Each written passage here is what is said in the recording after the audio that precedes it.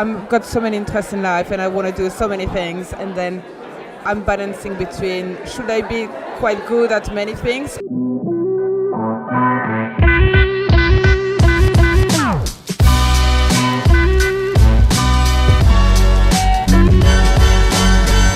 No, really good at focus on one one. thing. 100%. I'm a massive advocate. Focus one, then do the next thing.